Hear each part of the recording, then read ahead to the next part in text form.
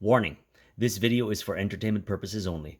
The Lazyboys Night episode you are about to watch may contain the following: sarcasm, story embellishment, exaggeration of facts, controversial comments, debatable observations, opposing opinions, various points of view, sensitive subjects, observational humor, playful banter, sexual innuendos, ignorant recollection of actual events, subtle references to source material, not so subtle references to source material, and many other remarks that could piss you off. If you do not find this video entertaining, then you are taking life way too seriously. If you have a complaint about any episode, please book an appointment with a therapist. That's Dude. That's Dude. Hey, welcome to Lazyboys Night. Oh, you got me. I'm so not concentrated right now. I don't even know what that was. What was that bark? I'm like, arr, arr, arr. What? You know what? I was thinking about Pee Wee Herman. I think this beer just lends okay, so you're doing the same thing as me right now. Name your sex tape. Oh, you almost missed that one. Well, I was waiting for you. I was waiting for you to say something. All right, so I have a little bit left here. I'm gonna have to wait before I pour. What are we drinking, anyways? This is the OBC. That's Orleans Brewing Company. The Feijoa. Vagina. No. It's not the vagina. No, it's not the vagina. It's FEI. You have to ask. FEI. I keep looking for it. I can't find the vagina. Or is that a Y with an umlaut? Feijoa. Okay, put it down. Sour. Can you just put it down and they'll figure out how to pronounce it? It's a sour beer. We don't have a lot of sours, but every now and then during the summer I like the sours. Right? See, I don't like sours. No? At all. I can't stand sours. It depends. Some we've tried that were like just way over the top too much. See my face right now? I'm like so not looking forward to this at all. But I find a good sour in the summer. It smells sour. I think it smells nice. It smells sour. All right, so basically, okay, I'm gonna stop there. Watch Dude's face as we sip this, and let's see if he can handle it. Oh, sour cheers. Cheers.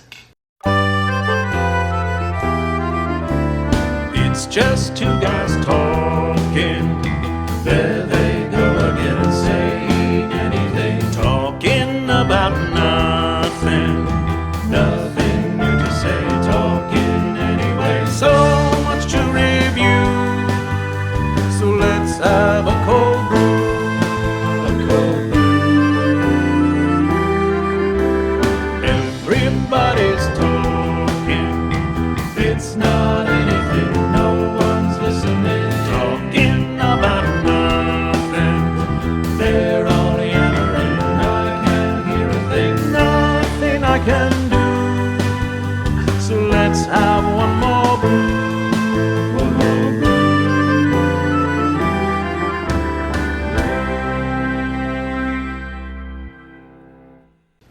Oh, go first. There's so much foam. That's a good one. Even the foam is sour. Have a proper taste. This is a good sour.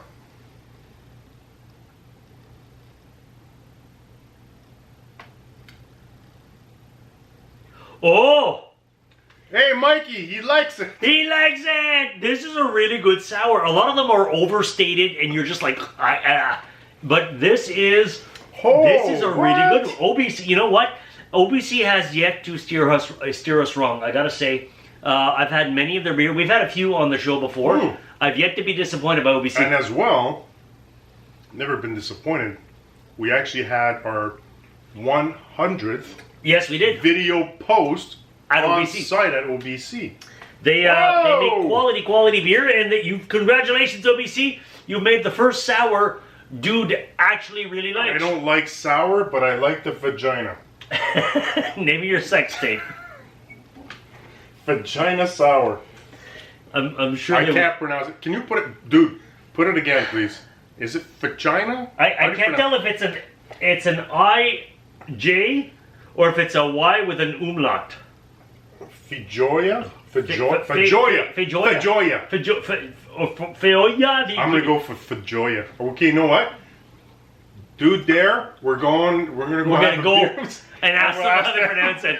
Yeah. There you go. The best thing to do is ask our whoever's going to be taking care of our evening. At the OBC? Yeah, and ask them, how do you pronounce Luckily, this vagina? we happen to live in an area that's abundant in microbrews.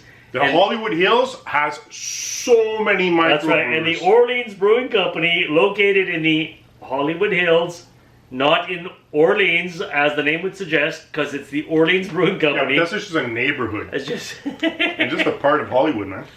All right. So, Orleans, Hollywood. Have you not been there? No. Ask for a tour, man. You're going to get the map of the Orleans Hollywood tours. Yeah, map of the stars, and they'll show where the dude den is. Oh, no, that's not cool. I don't want you to know where we live. No. Because the studio is a hidden... We're hidden. We're right next to the Batcave in the Hollywood Hills. So, I'm super impressed, if you noticed how I'm reacting to it, to a sour. Now, I think a sour is appropriate for me because I need to let off a little bit of a diatribe. Super sour edition. That's right. Oh, you're going to go all sour? It's not sour as much as it's just, I've been thinking this for years now.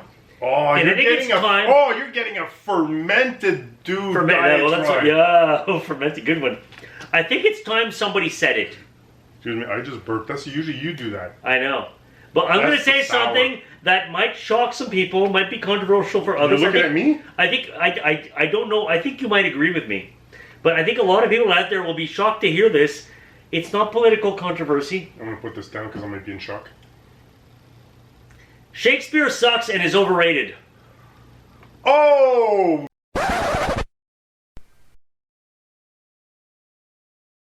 Have a good night, folks. We'll see you next time. I'm serious, and I'll tell you why. I want to know why. First, you know who Shakespeare is, right? William Shakespeare, the English playwright.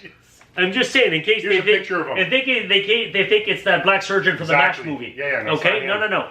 This is Shakespeare, the English playwright. I will first give credit where credit is due. The man was a master wordsmith. Oh my God. The man, of all the diatribe, this has been fermenting for how long? Since high school. Since high school, when he was forced to read. Yes. Good. So please allow me. Yes. First, I will give credit where credit is due. The man was a master with words. The man could poetry, cadence, prose, and all this. And in fact, the man was so good with words, he made up a ton of them. Here's a quick list of them now. And that's probably not all of them. All right? But that being said, when it comes to storytelling, Shakespeare is completely overrated. And I would compare most Shakespearean stories, as well as other literary classics like Molière and all these people, to a bad Three's Company episode. Okay, but for the time... It doesn't matter. Here's what's been bugging me. This came up recently because somebody told me, a lovely young woman I know, how romantic Romeo and Juliet is. Oh, it's not romantic at all. What the hell? The biggest piece of crap. Romeo and Juliet is teen angst. Yeah, big time. Teen angst, poorly written. Yeah. Again, the prose is fine. The cadence, the words, but the actual story. If you're not familiar with the actual story because you think it's so romantic, it's about a 14... No, have a drink first. Okay, wait for it. And then he's going to go off. It's about a 14-year-old girl and a 15-year-old boy whose families are feuding. They see each other. They get the hots for each other. They think it's love. No, it's not. It's hormones. You're freaking teenagers. And in the span of 3 days, they have one balcony encounter. Ooh, I love her. Let's run away together. Our families will never allow it. Teen angst, teen angst, teen angst. I know what we'll do. I will fake my death. Oh, that's a good idea. But please, somebody has to tell Romeo about this. Yes. Oh, Three's Company mix-up where there's a misunderstanding and Romeo doesn't get the message. Shows up, Juliet's dead. Oh no, I love her. I will kill myself. Kills himself. Juliet wakes up from her fake death. Oh no, Romeo's dead. How will I live? I will kill myself too. Teen angst, they die. That's not romantic. That's just freaking stupid. It's teen suicide. It's teen suicide angst over a weekend fling where they didn't even get to hook up. Seriously? Yeah, and they wanted to big time. Oh my God. Oh. What kind of an example are you setting for teenagers? Seriously? Okay, what year was this written, dude? Okay, cool. Thanks. Okay, now I'm gonna go to another play we read back in high school, The Merchant of Venice. Oh, If you're not familiar with The Merchant of Venice, I don't remember all the details because I tried to block it out. It's been a while, but basically, there is a excuse me. Well, that's how much I think about this. There's a character called Shylock, who's a Jewish moneylender. And every negative Jewish stereotype you can imagine is attributed to this guy. It is so racially BS. And I know, again, We part were of the racist area, up but until last week. It's like, we're still racist now. But it's a still, little bit less this but week. still, because it's a classic, it's okay. But it's every Racist, stereotype it's okay. of the Jewish money grubbing, blah blah blah. It's played up, and this guy owes this guy the Jewish moneylender money, but defaults on the payment, and of course the penalty is a pound of flesh. So Shylock wants his pound of flesh. That's where the expression comes from, the Shakespearean play, and of course he's outwitted by the guy's girlfriend who poses as a lawyer, and nobody catches on. It's a woman doing this. If I recall, I could be wrong, but I think that's what's going on. Where she argues that, well, the pound of flesh will only include blood and sinew and fat, so it's not actually all flesh, you can't collect. Blah, blah, blah. We've outsmarted the evil Jew who just loaned you money and expected you to pay back. And they live happy ever after. Bad Jew. Oh my God, seriously. Could you be more insulting to the Jewish people by playing up these stereotypes and being so clever, outwitting them with... Are they still doing, like, is this a regular play that they have? Yeah, of course. You go to Shakespearean festivals, these plays are all in rotation. Some are more popular than others. But that one It's still read in high school. Damn. Okay? And let me go beyond Shakespeare to Molière. If you've ever read Molière, this is a French playwright. I seriously swear, the worst Three's Company episode is better structured than this. If you've never watched Three's Company because you're too young, Three's Company was a sitcom in the late 70s, early 80s. La langue de Molière! Yeah, that was, yeah. But Three's Company, practically every 2 out of 3 episodes revolved around a misunderstanding. And real people in real life would just stop for a moment and say, oh, is that what you said? Oh, no, okay. But then there'd be no episode. And they always assume the worst of each other rather than they realize, I've known this person for years and I know he wouldn't do this or she wouldn't do this. Let's just talk. No, it's a misunderstanding and shenanigans ensue. This is what every Molière play is like. And only ridiculous. Now here's the thing. So they are... I'm not done. Same. Oh, I'm not done. Classic literature. So classic literature is considered classic because it's old. Yeah, because If your car is more than 20 years old, it's considered a classic. Yeah. Okay? It's If old. you own currently a 2001 Lada, do they still make Lada in 2001? But it doesn't matter. It's a Doesn't matter. classic. It's a classic. It's still a piece of crap, but it's a classic. So these classic playwrights, well, here's the thing. This is in an era where most people still had to struggle just to put food on the table. So there really were not a lot of playwrights out there to begin with. Competition was very, very small. So whoever did manage to get the king or queen's favor, because that's pretty much what you needed, sponsorship from a really, really rich person to write these plays, hey, they lucked out. So, of course, you're a genius when your only competition is 2 other guys and one of them is drunk and one of them's got syphilis. Oh, you can't forget Okay. Steve. You can't hand Steve. Steve. All right? Who's Steve? He's the other playwright. Okay. Not as well known, but Steve. I put forth that there are better writers today than ever before. Several reasons why. First of all, the population of the earth today is, I don't know how many times greater than it was back then. Dude, give us the stats. A lot more people. Out of all these That's people, a lot more most people. of us now do not struggle the way they did back then for putting food on the table. Yes, we all still need to work, but most of the industrialized world anyways, well, these are regulated. You got your 40-hour work weeks and all this, and people, blah, blah, blah. We're not starving the way people used to. You don't have to fear about it. If I don't feed the family this week, Junior will drop dead of whatever. So there's a lot more opportunity for creative outlet. Multiply that by a lot more people, multiply that by a lot more competition, and add the fact that we have several hundred years of looking back on stuff to say, yeah, that kind of sucked, I'm going to improve on that. Things have improved. Now, for the day, yes, they were masters. Stay on your side. But when you're a master, Diatribing on my side. when you are a master of a tiny, tiny little pocket, versus master in a big vast ocean, who is really the master here? Okay? Steve. Now, I'll still put forward, they had the gift of gab. But the gift of storytelling? I want to compare it to this. Remember television before the 90s? I'm going to name famous shows from the 80s so that we relate to, we grew up with, and probably most of you did.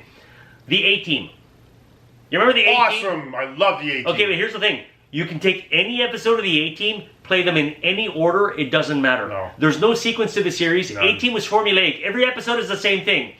Help me, A-Team, help me. We show up. We face off with the bad guys. We get our butts slightly kicked. We retreat. We go to a shop where we modify the van somehow or build some other super vehicle, go back, take down the bad guys, shooting guns everywhere. Nobody gets hit by a bullet. The bad guys give up. We've saved the day. Every episode was the damn same, and you could take episode 12 of season 5 and episode 3 of season 1 and play them back to back, and nobody would even know anything changed. MacGyver, same way. Great guy, MacGyver. He can give him a pack of chewing gum and a paper clip. I can't wait to see where he's going with this, He can build a nuclear bomb. But every episode, face a challenge, use your ingenuity with whatever's lying around, save the day. It wasn't until the 90s that story arcs started to happen.